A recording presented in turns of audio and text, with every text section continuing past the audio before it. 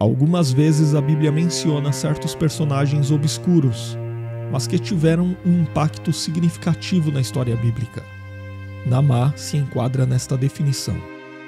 Boa parte dos leitores da Bíblia nunca nem mesmo ouviram falar em seu nome, ou se alguma vez já leram sobre ela em algum versículo bíblico, provavelmente nem se lembram mais. Naamã foi a esposa do rei Salomão e a mãe de seu filho herdeiro, Roboão. Na Bíblia, Naamã é citada brevemente apenas nas referências ao seu filho, após este suceder Salomão no trono de Israel. Portanto, biblicamente a história de Naamã realmente é um tanto desconhecida. O nome Naamã significa agradável ou prazeroso. Curiosamente, dentre todas as mulheres de Salomão, Naamã é a única que teve seu nome registrado na Bíblia.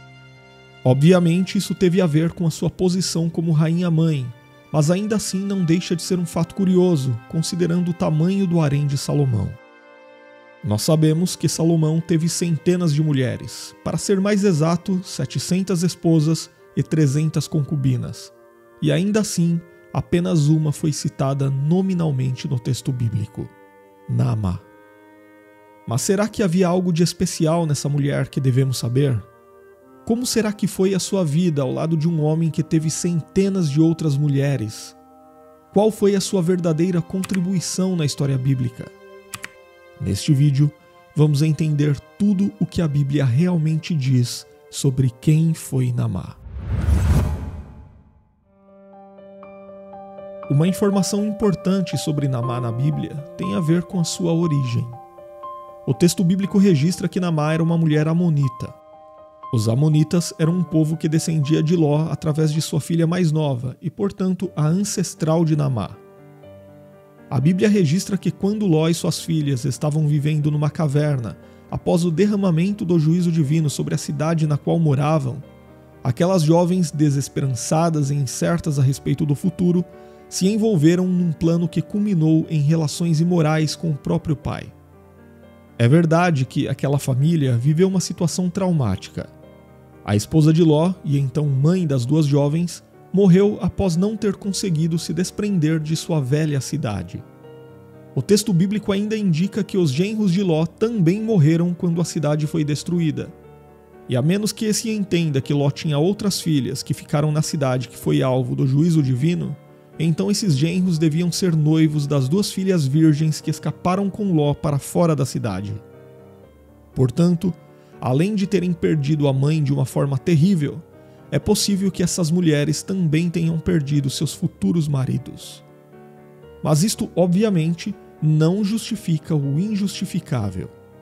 Quando tomaram a decisão de estabelecer uma descendência a partir do próprio pai, parece que as filhas de Ló pensaram que não havia restado mais ninguém no mundo. Obviamente isso não fazia sentido algum, pois antes de terem fugido para uma caverna nas montanhas, aquela família havia passado por uma pequena cidade que não foi destruída. Na verdade, aquelas jovens foram incrédulas e falharam em confiar em Deus e esperar por sua provisão. Consequentemente, de suas relações reprováveis, nasceram os ancestrais de dois povos que causaram grandes problemas aos filhos de Israel: os Moabitas e os Amonitas.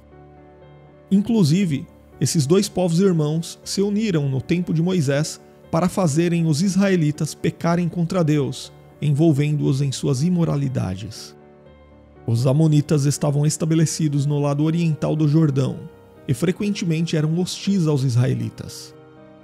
Além disso, os Amonitas eram muito idólatras. Eles adoravam o terrível deus Milcom, também conhecido como Moloque. O culto a essa divindade envolvia práticas indescritivelmente imorais e contava com um tipo de ritual que, para muitos estudiosos, envolvia sacrifício humano, sobretudo infantil. Portanto, os Amonitas estavam entre os povos que os israelitas não deviam se misturar.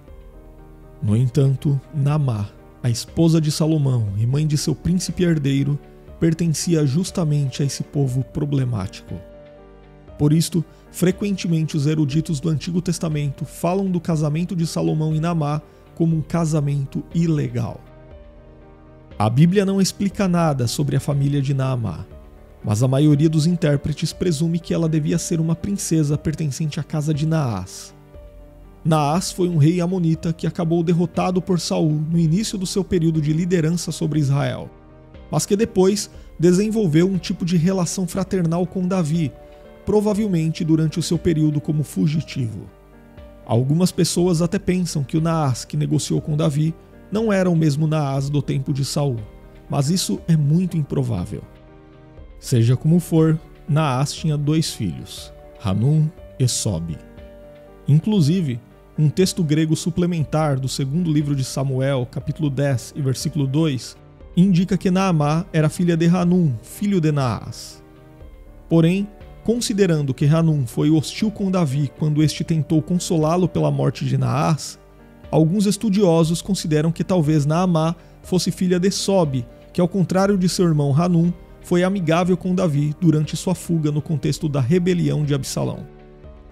Outra questão discutida pelos intérpretes bíblicos diz respeito ao momento em que teria ocorrido o casamento entre Salomão e Naamá. O único detalhe no texto bíblico que lança alguma luz sobre isto tem a ver com a idade de Roboão quando ascendeu ao trono de Israel.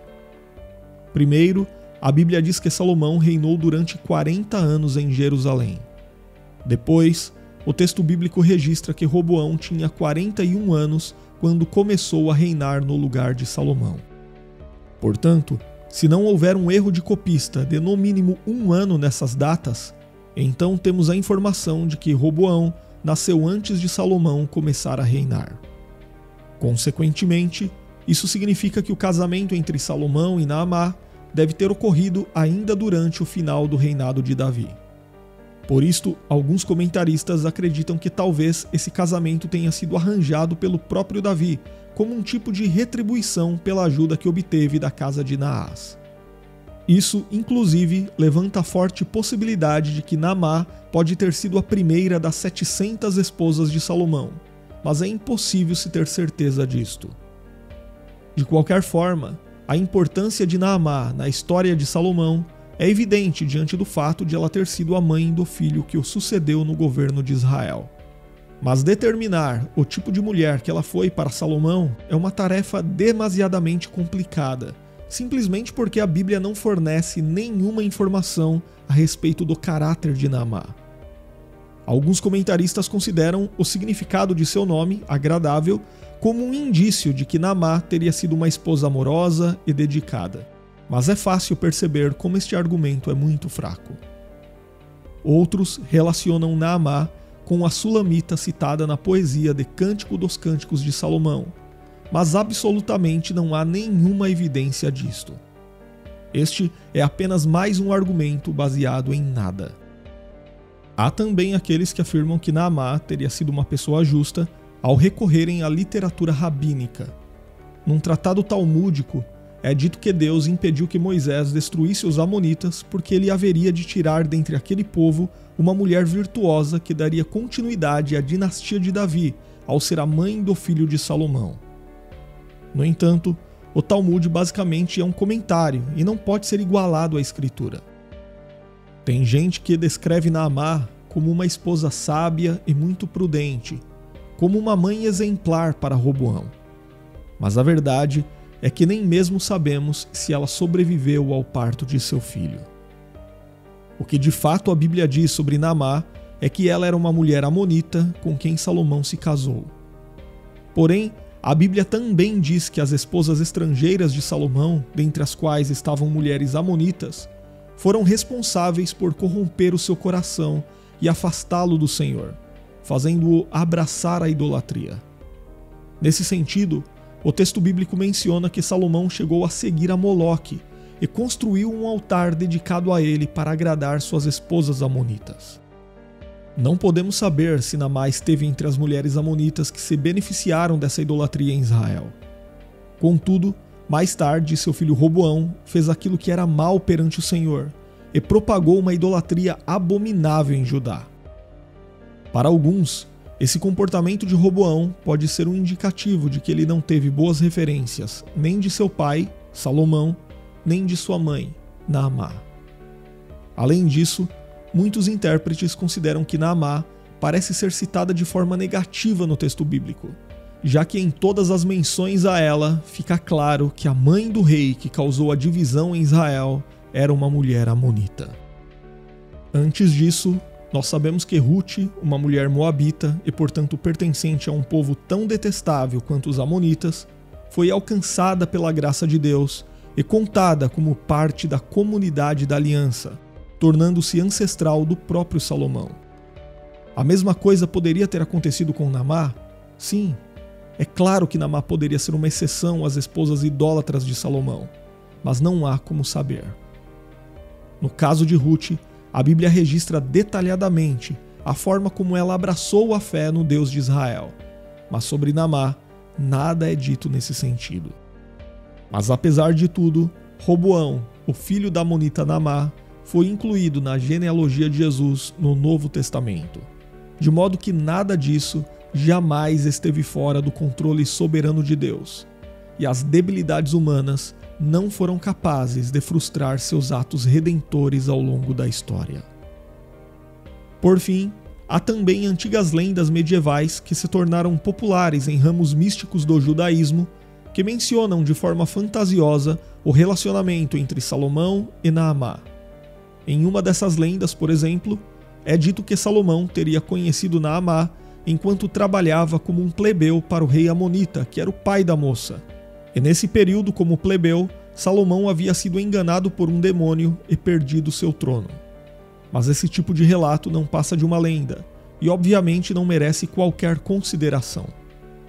Por mais que tenhamos curiosidades a respeito de alguns personagens da Bíblia, como a própria Naamá, muitas vezes precisamos aprender a nos calar diante do silêncio bíblico.